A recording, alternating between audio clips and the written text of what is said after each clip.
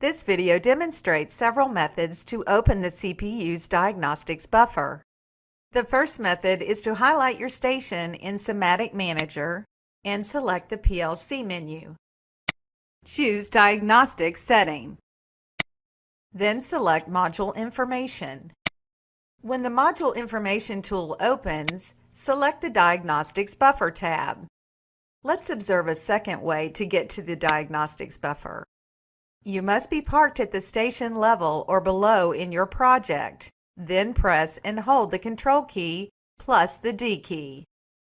This opens up the CPU's Module Information tool. Then select the Diagnostics Buffer tab. Let's see a third way to get to the Diagnostics Buffer tab. Right-click on the Blocks folder from your SIMATIC project. Select PLC and choose Module Information. Then select the Diagnostics Buffer tab. Next, let's see how to get to the Diagnostics Buffer from the Hardware Configuration Editor. Select your station. Double-click Hardware. In the Hardware Configuration Editor, you must first highlight the CPU, then select the PLC menu. Choose Module Information, and then the Diagnostics Buffer tab. And now we will observe one final method. Close the Hardware Editor.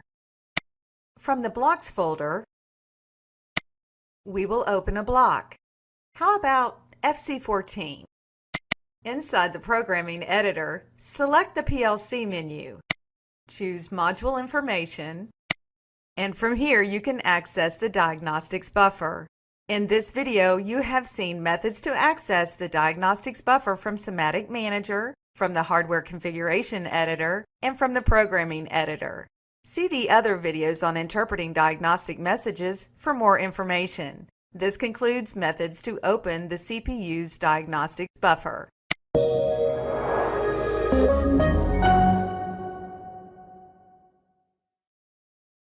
In this video, you will see how to troubleshoot a Profibus station that is down.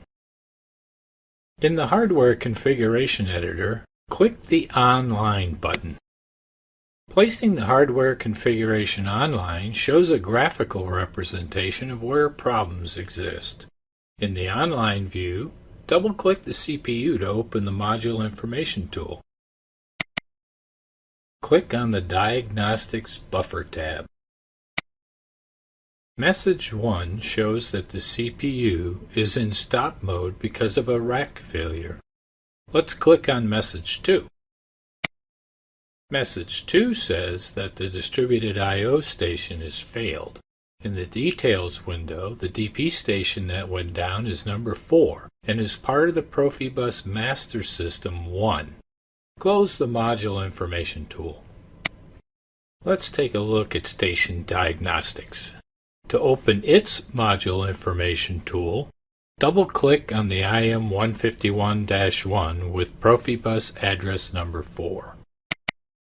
On the General tab, we see that the module is not available, which agrees with what we see graphically. Click the DP Slave Diagnostics tab. This shows us that the station is not accessible by means of the bus, that is, Profibus. We will now do a physical inspection of the system to see if we can determine what's wrong. It could be a Profibus cable, a connector, a failed interface module, no power to the interface module, or something else. After inspection, it was determined that the wires in the Profibus connector to the ET200S station were not making a solid connection. The cable was trim, the wire newly stripped with a Profibus cable strip tool, and a new connector put on the cable. After the problem was fixed, the CPU was switched to stop and back to run. The station is now up. To refresh the window, press the F5 key. All faults are now cleared. Here is a second case scenario where the Profibus station is down like before, but this time OB86 was created and downloaded to the PLC. Double-click the CPU to open the Module Information tool. Click on the Diagnostic Buffer tab. Now you can see that the CPU is still in the run mode because OB86, the organization block that protects against rack failures, was downloaded. The first message shows that it is station 4 that is down. When the problem is fixed, the station immediately comes back up and all faults are cleared without having to switch the CPU to stop and back to run. To refresh the Hardware Online Configuration Editor, press F5. In this video, you saw an example of troubleshooting a Profibus station that is down, and the difference between how the CPU acts without OB86 loaded and with OB86 loaded to the CPU. This concludes the video on troubleshooting a Profibus station.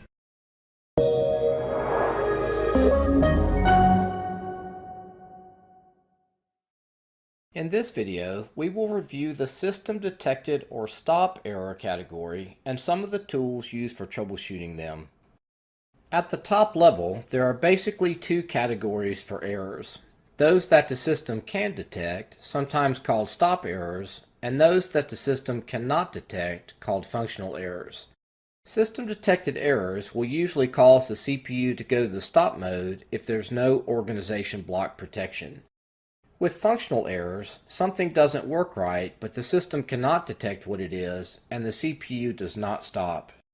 The first category we will look at is stop errors. Some examples are hardware or communication failures, a wire break on an analog module, a program scan time overrun, or forgetting to download a block causing a block not loaded error. Here are the typical tools used for troubleshooting system detected or stop errors. The Module Information tool has a Diagnostic Buffer tab containing diagnostic messages from the CPU and a Stacks tab which gives access to the blocks, interrupt, and local data stacks. You can access hardware diagnostic screens from the PLC menu of SIMATIC Manager and take the Hardware Configuration Editor online for graphical troubleshooting of the hardware system. We will now show you how to access the different tools, but separate videos go into detail on how to use them. The first tool we will look at is the Module Information tool. While there are a number of ways to launch it, here is one. In SIMATIC Manager, highlight the Blocks folder, select the PLC menu, and choose Diagnostic Setting. Then click on Module Information.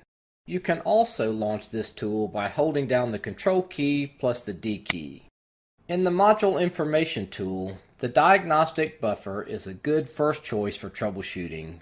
Here you can usually find general information on a system detected error. Click the Stacks tab.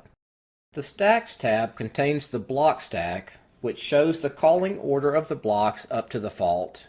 The I or interrupt stack, which shows the value of all the PLC registers and the status word at the time of the interruption, and the local data or L stack, where you can see the local data values of the organization block that started the call sequence.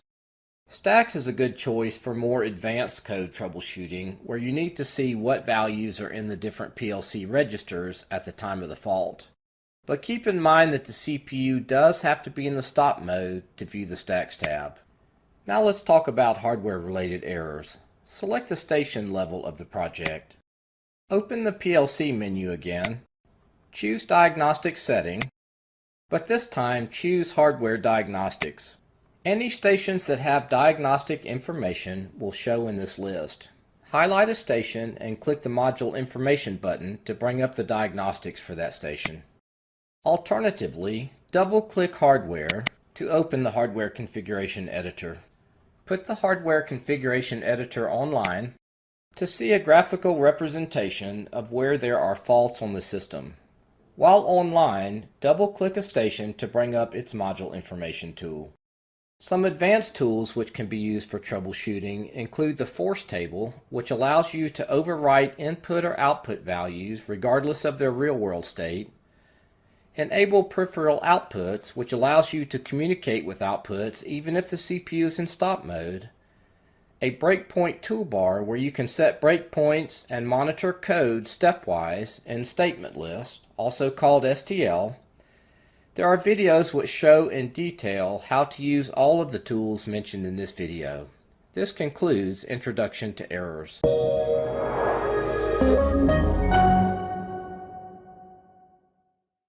In this video, you'll see how to start and stop the PLC from SIMATIC Manager. To begin, highlight at the CPU level or below in your SIMATIC Manager project. Open the PLC menu and choose Diagnostic Setting. Then select Operating Mode. Currently, the PLC is running. To put the PLC in stop mode, click the Stop button. You'll be asked to confirm that you want to go to stop. If you do, click Yes. The CPU is now in stop mode.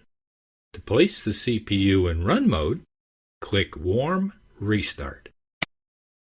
Again, you'll be asked to confirm the warm restart. If you want to continue, click Yes. The CPU is now in run mode. Close the dialog. This concludes the video Start and Stop the PLC from SIMATIC Manager.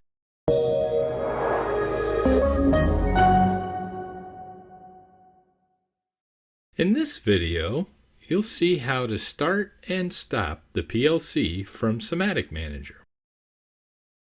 To begin, highlight at the CPU level or below in your SIMATIC Manager project. Open the PLC menu and choose Diagnostic Setting. Then select Operating Mode. Currently, the PLC is running. To put the PLC in stop mode, click the Stop button. You'll be asked to confirm that you want to go to stop. If you do, click Yes. The CPU is now in stop mode. To place the CPU in run mode, click Warm Restart. Again, you'll be asked to confirm the warm restart. If you want to continue, click Yes. The CPU is now in run mode. Close the dialog. This concludes the video Start and Stop the PLC from SIMATIC Manager.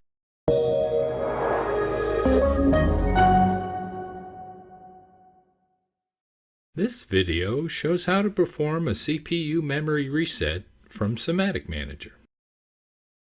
A reset of the S7-300 CPU with micro memory card clears the CPU's RAM but does not delete the contents of the card.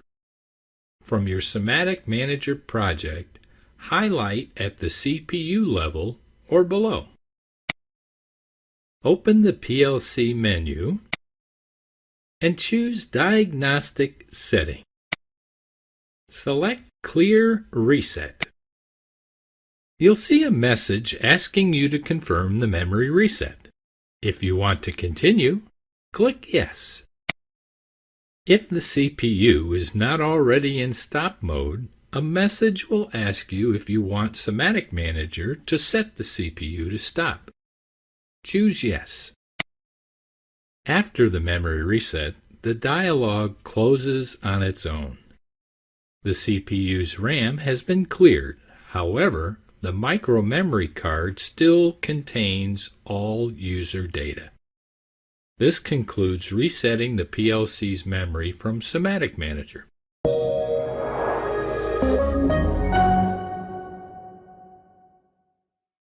This video shows how to set the PLC's time and date using SIMATIC Manager. In your SIMATIC Manager project, highlight at the CPU level or below and select the PLC menu. Choose Diagnostic/Setting and then Set Time of Day. If you wish to manually input the date and time, then uncheck Take from PG/PC box. Now you can input the date and time and click the Apply button. To transfer the PG or PC's time to the CPU, leave the Take from PG PC box checked and click the Apply button. In this example, the CPU is now synchronized with the PG. This concludes the video on setting the PLC's date and time using SIMATIC Manager.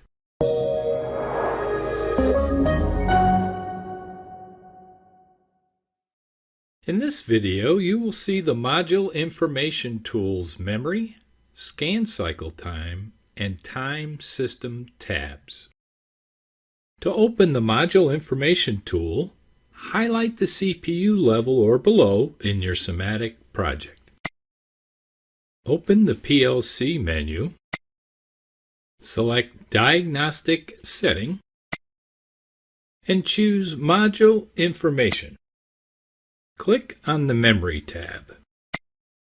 In the case of the S7300, the CPU's RAM or load memory is the micro memory card or MMC. The max MMC that this CPU can take is 8 megs. The size of the actual MMC is 4 megs. The amount of memory in use is 1 meg, and the free memory is 3 megs. The work or high-speed memory is 393K. The retentive memory, which retains data through a stop-to-run cycle of the CPU, is 131K. These fields are shown graphically in the Assignment section of the window. Click on the Scan Cycle Time tab. This tab shows both graphically and in words the watchdog cycle time, which is 150 milliseconds, the longest scan cycle so far, which is 3 milliseconds, the shortest scan cycle, which is 0 milliseconds, and the current scan cycle, which is 1 millisecond. Click the Time System tab. This tab shows the time and date of the CPU, the clock's resolution, which is 1 millisecond, and availability of a real-time clock, which the CPU has. If time synchronization has been set up, it will show here. And that concludes this video.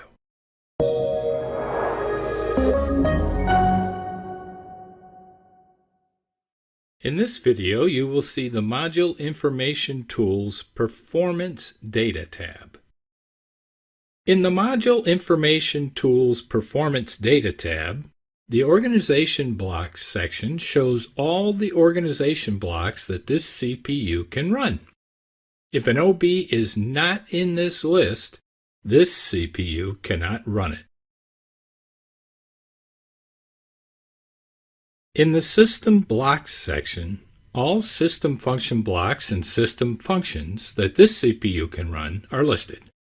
If a library SFB or SFC is not in the list, this CPU cannot run it. In the Address Area section, the number of inputs, outputs, and memory bits, along with their address range, are shown. The number of SIMATIC timers and counters and their address range are also shown. This CPU has 32 kilobytes of local data memory available. The number of possible OBs shown corresponds to the OB list above. The number of functions, function blocks, and data blocks that you can create is shown next. The number of SFBs and SFCs also corresponds to the system blocks list above. This concludes Module Information Performance Data tab.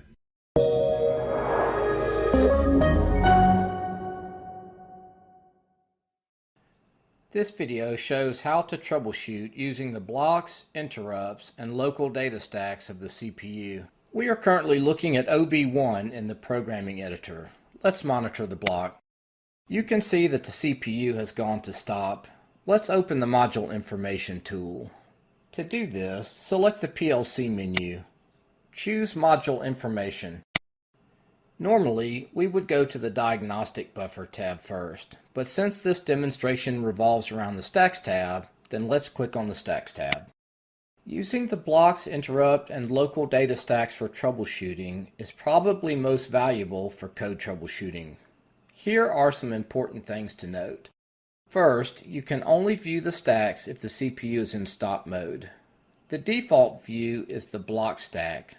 What this shows is the calling order up to the fault interruption.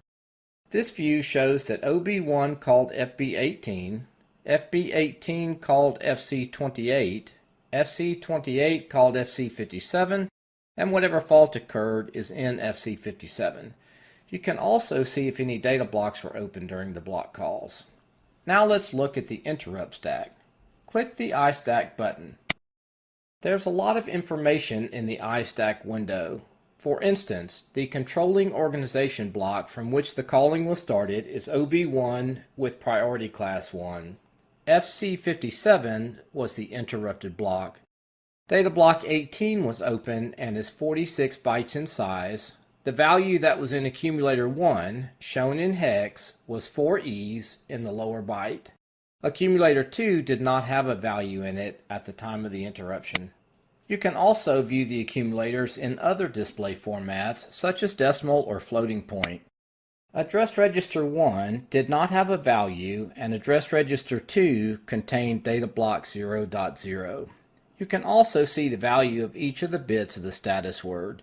The purpose of this video is not to explain what each of these things mean. You can find information about these through other videos.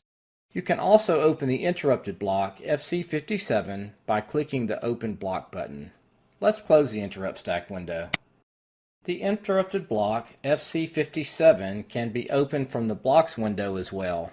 Highlight FC57 and click the Open button. FC57 opens. There's only one line of code for this demonstration, so the problem either has to be that data block 1 is not loaded into the CPU, or else there's no word 40 in data block 1. A visit to the Diagnostic Buffer tab will tell you which it is. Now let's highlight OB1 on the Blocks tab.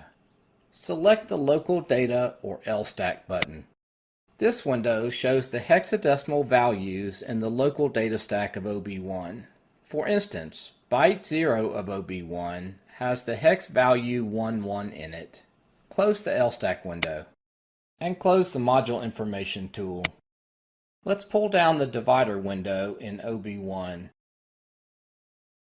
Here in the temp variables of the interface is the local data stack where the values you saw earlier were read from. We saw that byte 0 had a 11 in it, which means that there was an incoming event of event class 1. You can find more information about the local data stack of OB1 and the other OBs from the SIMATIC help on OBs.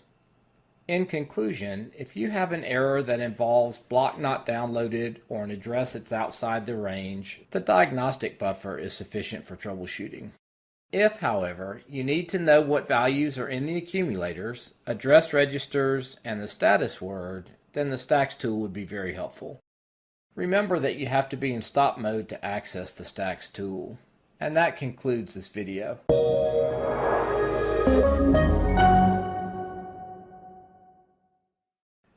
This video shows how to troubleshoot a power module failure on the ET200S station. In the Hardware Configuration Editor, click the Online button to get an online graphical view of the system. The red marks indicate a fault with the CPU and the ET200S station. While online, double-click the CPU to open the Module Information tool. Click on the Diagnostic Buffer tab. There is no relevant information here, so let's go to the Station Diagnostics. Close the CPU Module Information tool. Double-click on the IM151-1 module of the ET200S station. The General tab says that the IM151-1 module is okay, but there is an external error. Let's click on the DP Slave Diagnostics tab. Here you see that slot 1, which contains the power module, is faulty. This could be because power was lost, there's a problem with the terminal module, or a problem with the sub-module that's plugged into the terminal module. We will now go to the rack and do a physical inspection. Close the module information tool. It was found that one of the incoming power wires was not solidly connected. The wire was seated properly and the terminal retightened, which fixed the problem. To refresh the online hardware configuration, press the F5 key. The station is now up and running, and that concludes this video.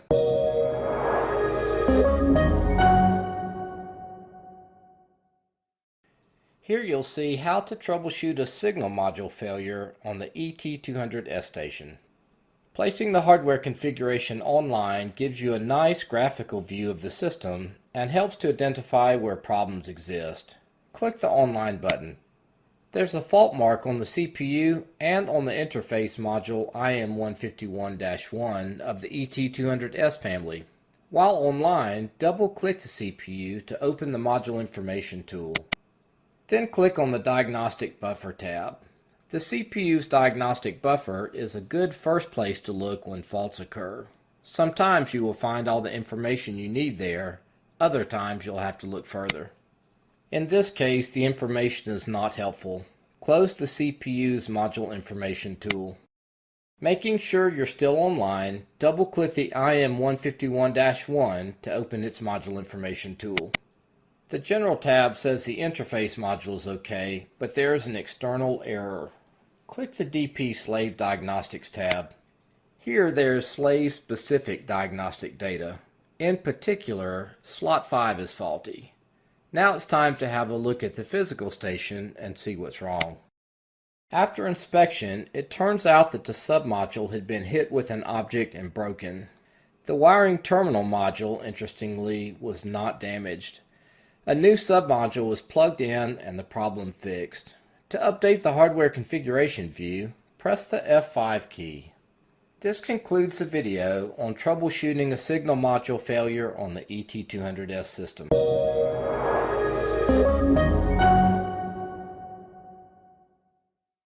See how to troubleshoot an analog module channel that has gone outside the normal range. From the Hardware Configuration Editor, click the Online button. When troubleshooting hardware, placing the hardware configuration online is a great place to start. You get a graphical view of the modules and can generally see what area to troubleshoot. From this view, you can see there's a diagnostic with the S7-300 CPU and also one with the analog module in slot 7. Let's begin by opening the Module Information tool of the CPU. While online, double-click the CPU. The General window notes that the CPU's error LED is illuminated. However, the CPU is still in the run mode. Click the Diagnostic Buffer tab. Message 1 indicates that there's a problem with or maintenance is needed for a module. The module type is an analog signal module with the input address 304. Channel information available means that you can go to the module itself and find channel or input signal. Level diagnostics at the module or submodule, which is where the fault is. Also, the fault is external, not in the code. Close the CPU's Module Information window.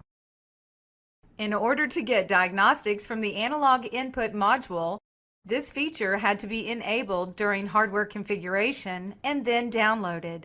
You can learn more about this in Parameterizing Hardware Modules videos. Double-click on the analog input module. You can do this either from the Overview window or the Details window. The General tab shows that a diagnostic interrupt has been detected. Click on the Diagnostic Interrupt tab. The Standard Diagnosis of the Module window shows that there's an external error, a faulty module, and that the error occurred with the channel or incoming signal. The bottom window shows channel-specific diagnostics. In particular, it was channel 0, and the problem is that the analog input signal went above the normal range. If this continues to be a problem, we will want to check the instrument for maintenance, cleaning, and possibly recalibration. The error has now been cleared. Click the Update button. The channel error is now cleared. Close the Analog Input Module Information window.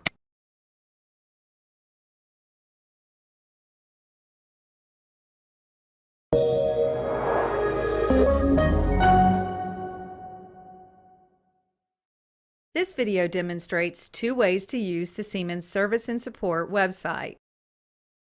Let's start by opening any internet web browser.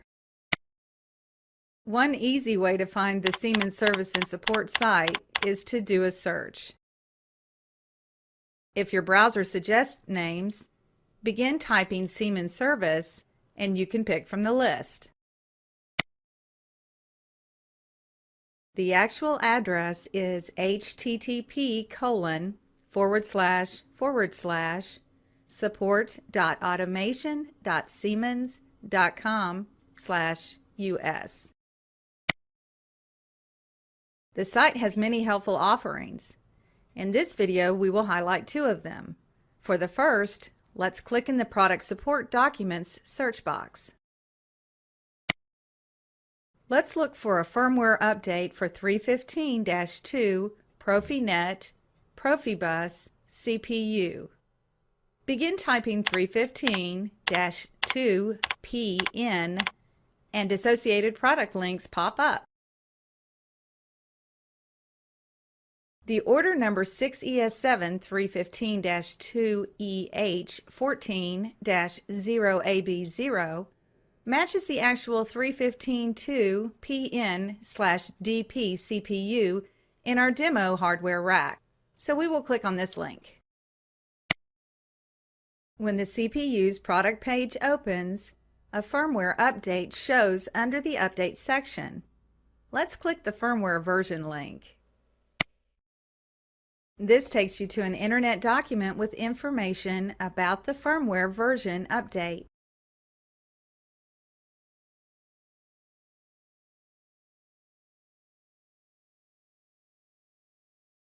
Further down the page is a link to the hardware version for our CPU. Click the link.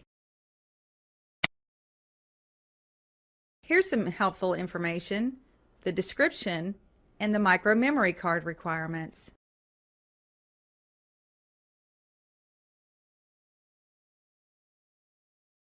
And here are instructions for updating the firmware using a Siemens micro memory card.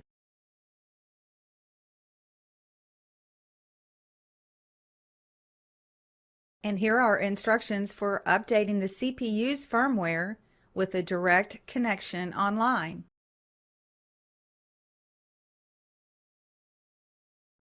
Further down the page is the downloadable firmware update file.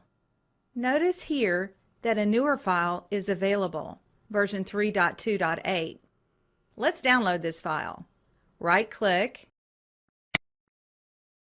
choose Save Target As, pick a location to store the file, and click Save. After the download, you'll have the choice to open the folder and access the file.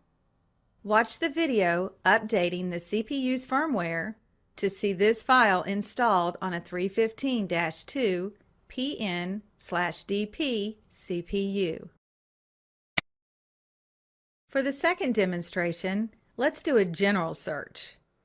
Click in the search box on the upper right side of the screen,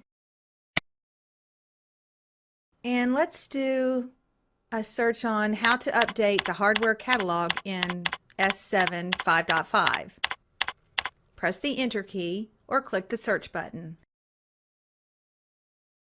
The first hit is an FAQ on how to update the Step 7 hardware catalog from version 5.2 and later. Let's click that link. Here are the instructions.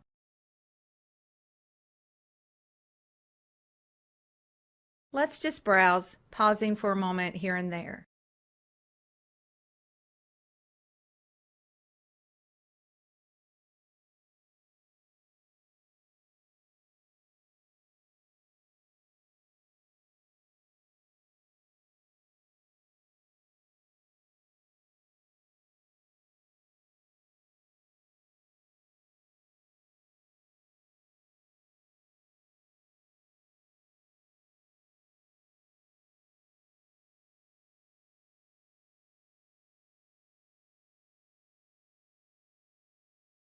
To see a demonstration of how to update the Step 7 hardware configuration catalog based on these instructions, watch the video Update Hardware Catalog for Step 7 version 5.5. The purpose of this video was to give you an idea of the usefulness of the Siemens Service and Support website through a couple of demonstrations. Please visit the website for manuals and documents, product updates and downloads, FAQs, technical forums, Ask the Experts, your own personal customizable support, and how-to information.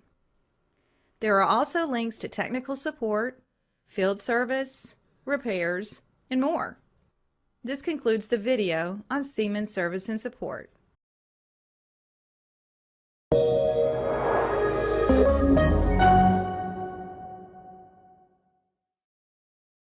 This video shows how to troubleshoot a module failure online with the diagnostics buffer. In the Hardware Configuration Editor, click the Online button. Looking at the online view shows a graphical representation of the hardware system and where faults are located. This is a great place to begin hardware troubleshooting. The red triangle on the CPU means that a diagnostic interrupt has occurred. You can also see that each of the signal modules have a slash mark through them, meaning that they are not communicating with the CPU. While online, double-click on the CPU to open the Module Information tool. Click on the Diagnostic Buffer tab. The first message says that a stop has occurred because of an I/O access error. FC105 was attempting to access I/O. Internal error means the code initiated the access. Click Message 2 for more information. In the details of the event, the message says there was an I/O access error when reading. An attempt to read the P or peripheral area word access with address 306. Also, the organization block OB122 was called for and was not found. This resulted in a CPU stop. A look in the help file tells you that OB122 is called when a module cannot be read from or written to. Message 5 says there was a parameter assignment error. Click on Message 5. This message says there's a parameter assignment error with slot 7. Slot 7 in this rack is an analog module. The reason for the failure is not yet clear. Let's check on Message 6, which is also a parameter assignment error. This message says there's a problem with the input address 304. Message 7 also says there's a parameter assignment error.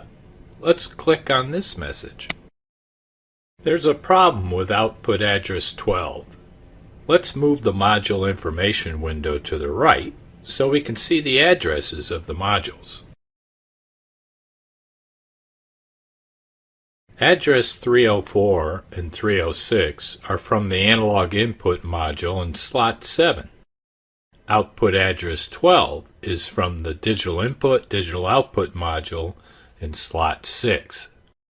We still cannot determine what has happened. Let's look down the message list for more messages. Click on Message 8, also a parameter assignment error. Message 8 says the input address 12 could not be read. This address also belongs to slot 6, the digital in, digital output module. Select Message 9. Message 9 says the output address 4 could not be read. This address belongs to slot 5, the digital output module. Let's click the down arrow box in the Events window again. Select Message 10. It's still not clear at this point what is happening. Click the down arrow in the Events window again, and let's see if there are any more messages. That's the end of the diagnostic messages.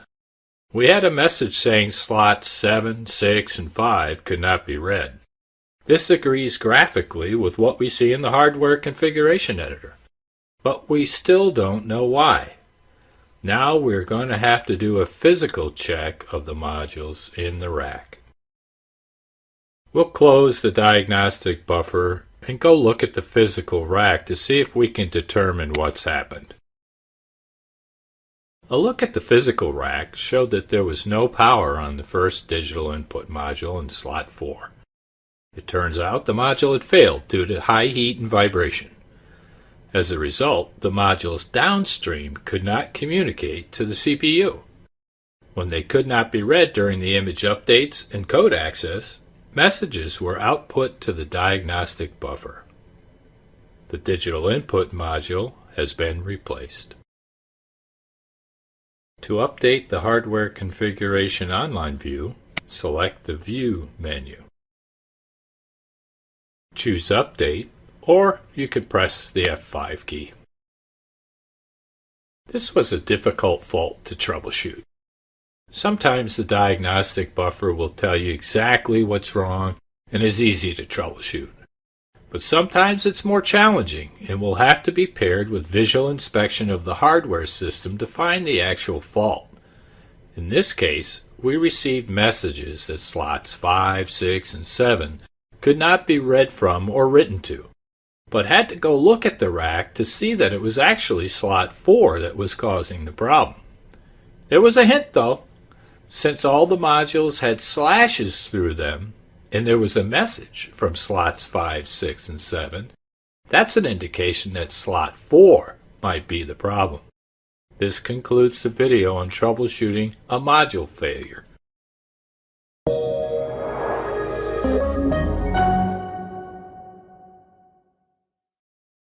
This video demonstrates how to troubleshoot a Profinet station failure.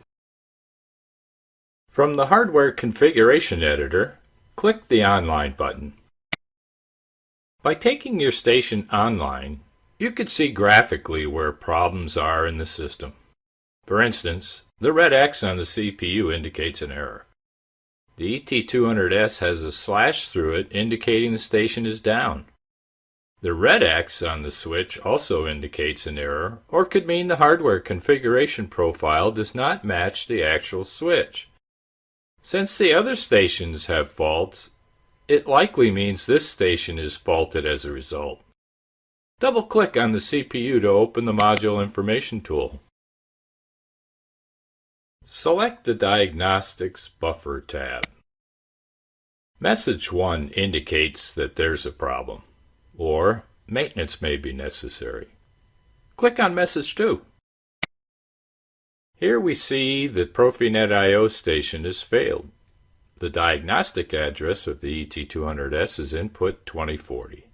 This is a system reserved diagnostic address. The I/O system ID is 100, which agrees with the ID on the Profinet line, and the station that has failed is station number 1. Click the Line Down button in the Event Details window. The organization block that was called for is OB86, the rack failure OB. The priority class is 26. This means that OB86 will interrupt almost all other blocks. You can find more information about priority classes in the Step 7 help files on organization blocks. OB86 is in the CPU. Therefore, the CPU is still in the run mode, despite the error. Close the Module Information tool. Now let's take a look at station-level diagnostics to see what we can find out. While still online, double-click on the ET200S station to open its Module Information tool. The general screen indicates that the expected module from the hardware configuration is not available on the rack. Click the I/O Device Diagnostics tab. There's no information here, so let's check the Interface tab. The slash indicates that the module is not communicating or available. In the IP Parameters window, no station address can be found. In the Details window, the conflict is that the device cannot be found. We don't know at this point why the station is down. It could be that the ET200S power supply has failed, the Profinet line has failed, or it could be something else. Let's close the module information tool. Let's look at the diagnostics of the switch. While still online, double-click on the switch to open its module information tool. On the General tab, we see that a diagnostic interrupt has been detected and that it's an external error, meaning there's a problem with a physical component. There's no information here, so click on the Communication Diagnostics tab. In the Communication Diagnostics window, there's an error at port 5. In the Details section, you can see that a device was connected to the port, but is no longer detected. The reason that the switch knows there was a device connected to port 5 and that it is no longer there is because Profinet topology was set up in the hardware configuration editor and downloaded to the station as part of the project setup. Watch the videos on setting up Profinet topology to learn more about this important feature. Close the Module Information tool. We have seen graphically that the ET200S station is down. The switch confirmed that what was connected to port 5 is no longer there. It's now time to go look at the physical station and see what we can find. After examination, it was discovered that the connector on the Ethernet cable had been broken and the cable was not securely attached to the ET200S port. The cable was replaced and attached between the station and port 5 of the switch. The station and entire system immediately came back up thanks to OB86 in the processor. To refresh the hardware configuration, click the View menu. Choose Update, or if you prefer, press the F5 key. The hardware configuration now shows that all faults have been cleared. In summary, by taking the station online, we could tell right away that the ET200S station was down by the red slash mark through it. Looking at the CPU's diagnostics buffer and the individual station's diagnostics, we confirmed that the station was indeed down and that port 5 of the switch lost its partner. We then checked the physical rack to determine the actual cause, which was a failed Profinet cable. And that concludes this video.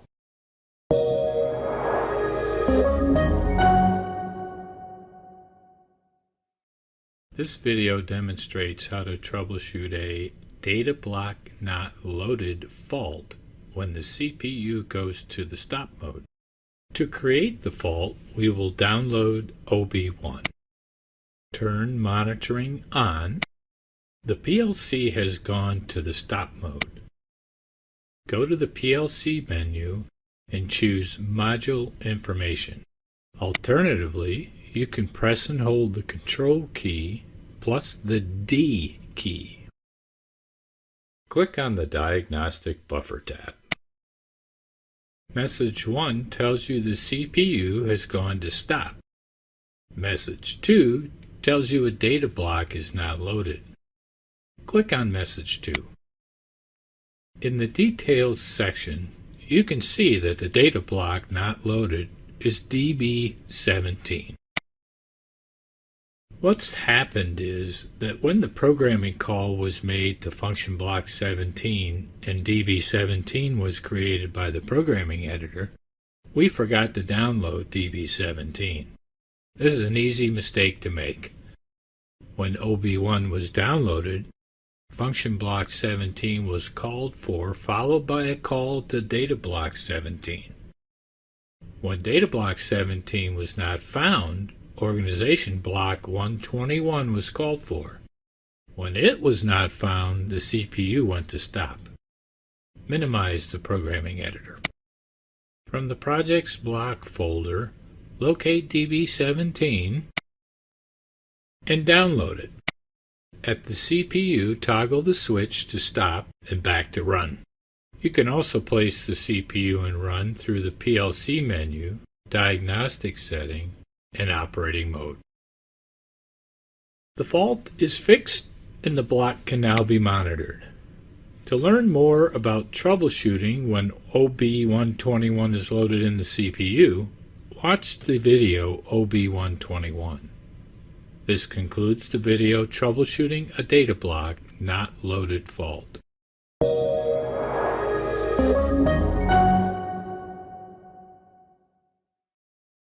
In this video, we will review the functional or non-system detected error category and some of the tools used for troubleshooting them. At the top level, there are basically two categories for errors. Those that the system can detect, sometimes called stop errors, and those that the system cannot detect, called functional errors. System detected errors will usually cause the CPU to go to the stop mode if there's no organization block protection. With functional errors, something doesn't work right, but the system cannot detect what it is, and the CPU does not stop. Let's now talk about functional errors. Some examples of these are logical errors in the programming code. For example, using a normally open contact where a normally closed contact should have been used. Supplying the wrong value to a timer. Writing to an output or memory bit more than once, or wiring mistakes that were made in the field. All of these will cause the system to operate incorrectly, but the PLC is not able to detect the problem. Some tools used for troubleshooting functional errors are the variable table, monitoring code blocks, and the cross-reference tables. You can right-click on the blocks folder to create a variable table, or if there is already one in your project, double-click to open it. In the variable table, you can monitor bits, bytes, words, and double words for inputs, outputs, memories, or data blocks. To monitor a code block, highlight the blocks folder and then double-click on a block. Then turn the monitoring glasses on. To open the cross-reference tables from the programming editor or from SIMATIC Manager, open the Options menu. Choose Reference Data and Display. You may see a message asking if the reference data should be updated. Choose Yes. By default, a window opens asking you which of the 5 reference tools you want to use. Cross-references shows every address and where it is used in the code. Assignments show what inputs, outputs, memories, timers, and counters are used in the code. Program structure shows block call structure beginning from the organization block down. Unused symbols show symbol names which have been created but are not used in the code, and addresses without symbols shows addresses that are used but do not have symbol names. Select a tool such as cross-references and click OK. There are videos which show in detail how to use all of the tools mentioned in this video. This concludes Introduction to Errors.